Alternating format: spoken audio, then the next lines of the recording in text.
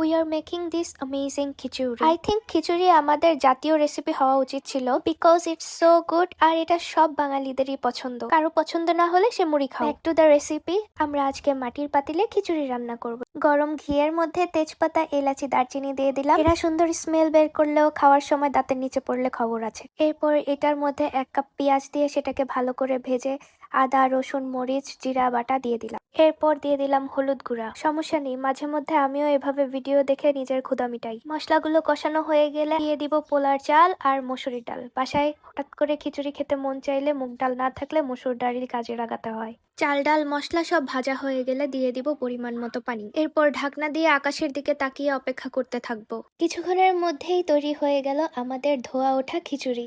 ফোনের দিকে তাকিয়ে না থেকে নিজেরাও রান্না করে খান, বাসার মানুষগুলাকেও খাওয়ান। বেচারারা দোয়া করবে।